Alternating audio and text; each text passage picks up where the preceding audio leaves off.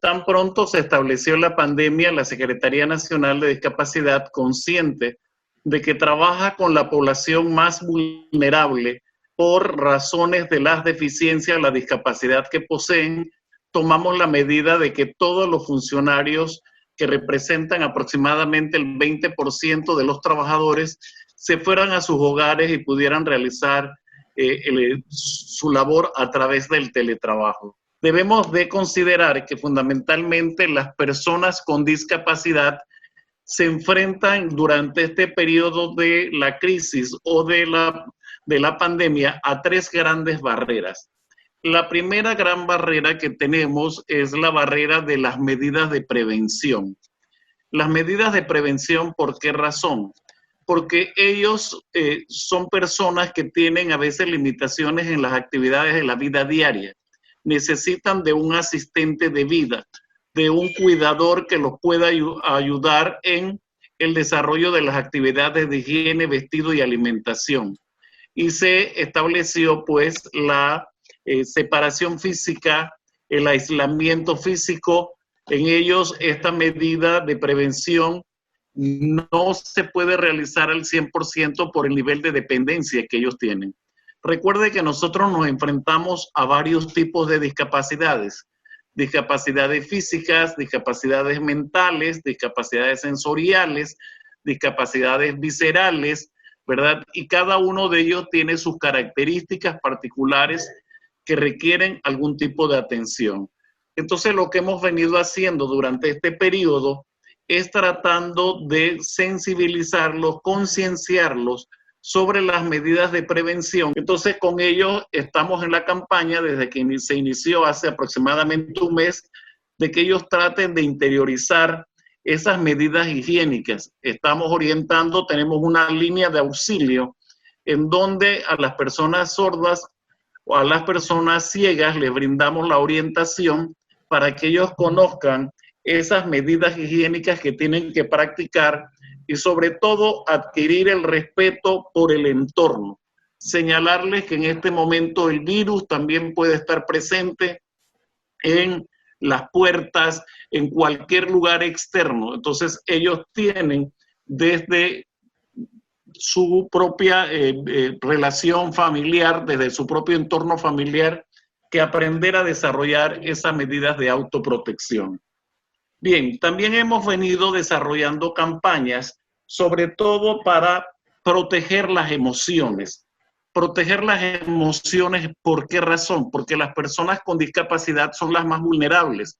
De hecho, sin la existencia de esta pandemia, son susceptibles a enfermedades. Los niños, por ejemplo, con discapacidad, también tenemos que concienciar a los padres para que ellos los orienten, para que ellos utilicen mensajes sencillos, para que empiecen a construir de esta experiencia elementos que los lleven a interiorizar esa relación.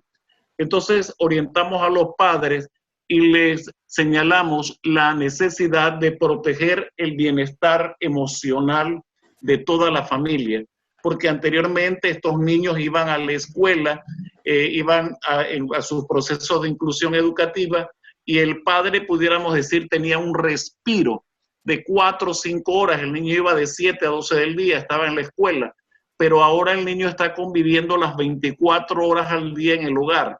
Entonces hemos hecho campaña para concienciar a los padres para que ellos hagan también una guía de atención durante el día, que efectúen turnos, que desarrollen las mismas actividades que hacían en la escuela dentro del hogar. Es como llevar la escuela al hogar y que los padres son los protagonistas porque en este momento no hay el servicio educativo. Estamos también orientando a los padres sobre la necesidad del bienestar emocional de todo el grupo familiar. ¿Qué quiere decir? Convivir siempre con un niño con discapacidad, si un niño normal, entre comillas, nos altera, con mayor razón a veces estos niños que no logran comprender la situación que estamos viviendo, que no logran comprender el confinamiento que tenemos, no se explican por qué no pueden salir de compra, por qué no pueden ir a las tiendas que ellos visitaban anteriormente, a la recreación, al parque, etcétera. Entonces es necesario proteger ese bienestar emocional de la familia, el disminuir los niveles de ansiedad, el tratar, por ejemplo, de regular los temores que pueden experimentar los padres de que si ellos mueren, ¿quién se va a encargar de sus hijos? El miedo a la incertidumbre, porque el coronavirus lo que ha traído a la sociedad es una incertidumbre. Y el tercer elemento que trabajamos fuertemente es el prevenir la violencia. La violencia porque en estos momentos las personas a veces que cuidan a personas con discapacidad, también al ellos estar pasando esta crisis, viviendo esas ansiedades, esa desesperanza, esa angustia, no saben tampoco cómo canalizarla. Y a veces puede ser que tengamos la persona con discapacidad en una de las habitaciones que esté pidiendo alguna necesidad y nosotros también entonces no le ponemos atención, no le hacemos caso. ¿Qué quiere decir? Que la violencia también se puede traducir en muchas manifestaciones. Entonces nosotros estamos tratando de crear conciencia para que los cuidadores, para que los padres, para que los asistentes de vida eviten la violencia ante esta pandemia, que por el contrario estén bien informados sobre toda la característica, sobre toda la sintomatología, para que ellos puedan orientar y puedan atender mejor la situación. Entonces la violencia en Panamá es terrible a nivel del hogar. Nosotros queremos que los padres, por ejemplo, eviten esas conductas porque realmente los que mayormente se ven afectados son los niños. Y decíamos que hay otra barrera, que es una barrera muy importante que también estamos trabajando nosotros desde la CENADIS, y son las medidas de control de riesgo y la minimización que ellos puedan hacer de esta crisis, de esta pandemia. Bien, nosotros creemos que en este momento muchas de las personas pueden abandonar a las personas con discapacidad, porque la gente puede estar pensando, nos vamos a morir todos. Y bueno, siempre las personas con discapacidad han sido objeto de segregación, aislamiento, marginación. Y en estos momentos también esas conductas se representan, porque históricamente se han dado desde los inicios de la humanidad. Entonces, una pandemia lo que genera también es que resurjan esas prácticas, ¿verdad?, de las primeras sociedades sobre cómo tratar y atender a las personas. Desde la CENADIS venimos haciendo conciencia que ellos son personas de derechos humanos. Estamos mapeando a nivel de todas las provincias la cantidad de personas con discapacidad que tenemos. Si bien es cierto, el PENDIS, que fue la primera encuesta nacional de discapacidad, en el 2006 señaló que en Panamá teníamos en ese momento 370,000 personas con discapacidad. Pero en la actualidad nosotros, de acuerdo al comportamiento y a las estimaciones estadísticas de la población para el 2020, sabemos que tenemos 4,400,000 personas. Eso nos dice que en Panamá potencialmente nosotros tenemos más de 440,000 personas con discapacidad. Pero no pensemos solamente en la persona con discapacidad. Pensemos que detrás de ella está un padre, una madre, un grupo familiar, y que si eso es así y lo elevamos potencialmente por 3 personas, estamos hablando de que por la situación de discapacidad en Panamá se pueden estar afectando aproximadamente 1,200,000 personas. Entonces, de ahí surge, pudiéramos decir, la tercera barrera que tenemos las personas con discapacidad, que son las barreras ante las medidas de atención y sobre todo las medidas de cuidado en salud. ¿Por qué razón? Porque al decir que son personas vulnerables, muchos de ellos, ¿verdad?, sabemos que mantienen controles médicos periódicos, que muchos de ellos son controlados farmacológicamente para evitar crisis. Por ejemplo, las personas con discapacidad mental en un momento determinado, si se le deja de suministrar los fármacos o los medicamentos, lo que vamos a producir es que pueden llegar a niveles en que se desestabilicen emocionalmente y logren irrumpir con conductas entonces psicóticas o neuróticas que afectan la relación social y que puede afectar al grupo familiar. Otro de los grandes componentes en esta barrera es que ahorita mismo las personas con discapacidad, muchos de ellos recibían servicios de rehabilitación, que puede ser fisioterapia, terapia ocupacional, terapia de lenguaje, terapia psicológica, pero al cerrar los centros de rehabilitación, al cerrar los centros de habilitación, ellos están desamparados. Y la pandemia no nos ha permitido crear protocolos de atención o manuales o guías de autoinstrucción para que los padres puedan trasladar ese ambiente terapéutico, que puedan trasladar la terapia a casa. Entonces, parte también de este trabajo es orientar, crear esa línea de auxilio y ese sistema de teleasistencia para que ellos puedan estar recibiendo información sobre el manejo, sobre la atención de las personas con discapacidad. Bien, la Secretaría ha venido desarrollando también el proceso de certificación de la discapacidad. ¿Para qué sirve el proceso de certificación de la discapacidad? Bueno, la ley 15 del 2015 establece una serie de beneficios que reciben las personas con discapacidad al certificar su discapacidad. Y esos son los descuentos, por ejemplo, para la compra de alimentos, de ayudas técnicas, de una serie de servicios que ellos reciben y que la certificación les hace un descuento potencial en los medicamentos y otros insumos que ellos requieren.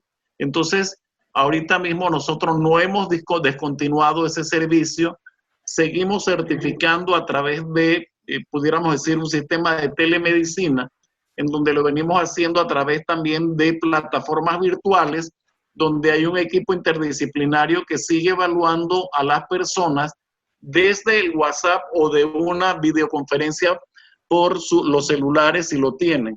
Lo estamos haciendo con aquellos casos de discapacidades comprobadas, como malformaciones congénitas, personas que tienen una discapacidad sensorial, que son ciegas, que son sordas, ¿verdad? Y que es evidente la discapacidad para certificarlo. Y es que la mayoría de los directores regionales se han integrado a los centros operativos de emergencia por provincia. Ellos vienen actuando para la entrega de bolsas y bonos de comida a las personas con discapacidad, porque ellos tienen el mapeo de las personas por provincia.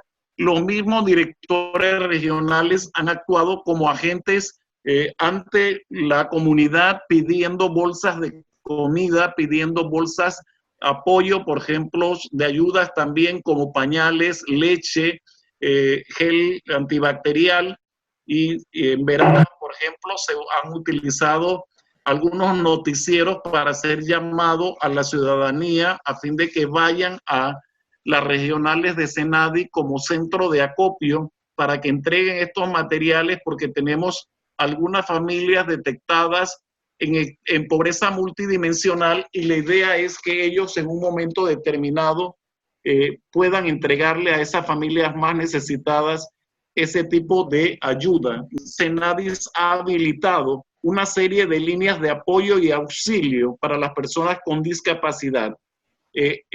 Nosotros llevamos registros semanales de todas las atenciones que brindamos a través de las trabajadoras sociales, a través de las psicólogas y del equipo multiprofesional que labora en Senadis.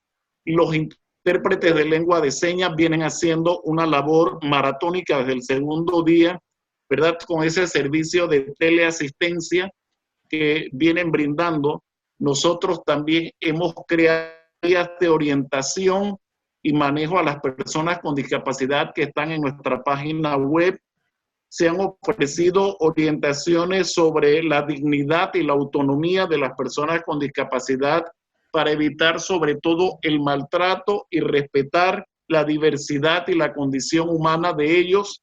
se siguen ofreciendo el proceso, como les decía, de certificación de la discapacidad.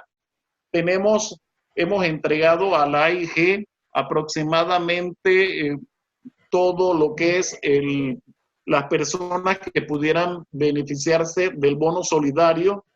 También hemos trabajado durante este tiempo en la creación de lo que yo le denomino los formatos accesibles de comunicación para las personas ciegas. Se lo hemos hecho para las personas sordas, y tratamos de ayudar y orientar para que las personas con discapacidad tengan atención médica, tengan medicamentos y sobre todo puedan recibir ayudas.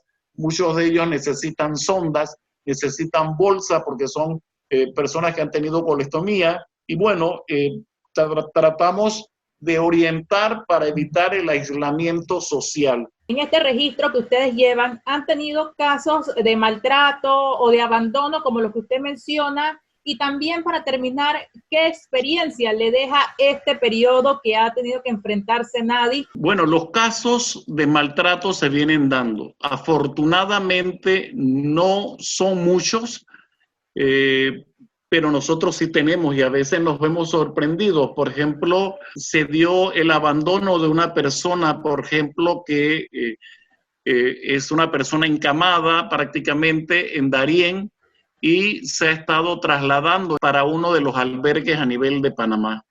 Entonces, sí se da el maltrato, no podemos estar ocultando el sol con una mano. En estos momentos, los maltratos no necesariamente es el físico, sino también puede ser también maltratos de tipo psicológico, verbal, etcétera. Nosotros podemos decir que esta experiencia es una larga y oscura noche que estamos transitando todos, pero siempre apelamos de que en este periodo nosotros tenemos que tener mucha creatividad, mucho ingenio, mucho talento. Y yo les decía a los compañeros, a los colaboradores de la CENADIS, que nosotros a veces no podemos cambiar, ¿verdad? O no podemos tener el control sobre las situaciones de la vida. No podemos controlar quizás tampoco nuestro pasado, pero sí tenemos que aprender de estas experiencias. Y el reto que tenemos ante esta pandemia y ante este coronavirus es ver cómo tenemos que rediseñar nuevos ciclos de intervención, nuevos ciclos de atención, y que tenemos que tener sobre todo una actitud positiva, porque esa actitud positiva es la que nos hace ver nuevas salidas, nuevas estrategias, nuevos abordajes que no son los tradicionales. Nosotros en Panamá, esta crisis lo que nos ha venido a demostrar es que tenemos que salir del catálogo tradicional de los servicios que nosotros ofrecíamos. Tenemos ahora que crear nuevos protocolos de intervención. Tenemos que tener un nuevo catálogo de servicios. Es como tener un nuevo menú, ¿verdad? Para brindarle a las personas ante este coronavirus. Y, por ejemplo, en Panamá nosotros no tenemos los servicios de teleasistencia. Y ese servicio de teleasistencia es tan importante porque ahora todos vivimos en la cuarentena. Pero ¿qué hacen las personas que tienen a una persona con discapacidad en su casa? Tienen que tener una línea de auxilio psicológico, una línea de auxilio de carácter médico que pueda decirle qué cosas puede implementar, cuáles serían los primeros auxilios que tiene que desarrollar. Y bueno, nos deja sabiamente también otra necesidad. Tenemos que transitar hacia crear nuevos modelos de atención. Tenemos que crear programas, por ejemplo, para los asistentes de vida. Esas personas que quizás nosotros tenemos en el hogar y que a veces por condiciones económicas buscamos a un cuidador para que lo vea, pero que no tiene la preparación y la formación para atender a las personas con discapacidad. Entonces tenemos que desarrollar modelos de asistentes de vida para que esas personas sepan, por ejemplo, cómo se cambia una sonda, que esa persona sepa cómo las personas que requieren, por ejemplo, oxígeno, cómo manejar el oxígeno, cómo movilizar a las personas encamadas, cómo hacerle las actividades de higiene y de limpieza. Licenciado, ¿ustedes tienen algún registro de contagio dentro de la población con discapacidad o algunos fallecimientos? Bueno, nosotros no llevamos la estadística de las personas con discapacidad que han muerto. Eso lo viene brindando en los informes que se dan, por ejemplo, diariamente. Nosotros sí hemos tenido, por ejemplo, instituciones donde hay registros de unidades administrativas que se han tenido que cerrar porque existen personas que fueron víctimas del coronavirus. Nosotros institucionalmente, por ejemplo, en Senadis también nos vimos en la necesidad de hacer un cierre temporal porque tuvimos muchos departamentos donde tuvimos personas contagiadas, desde el subdirector general de la institución, que fue una de las primeras personas que cayó con este problema del coronavirus. Hemos tenido en la sección de compras, de recursos humanos, de planificación, y bueno, eso nos obligó a buscar nuevas estrategias de intervención, nuevas estrategias de trabajo, que es lo que estamos haciendo ahora a través de plataformas, el estarnos comunicando, el crear, utilizar las tecnologías de la información y la comunicación para poder que la institución siga avanzando en sus procesos.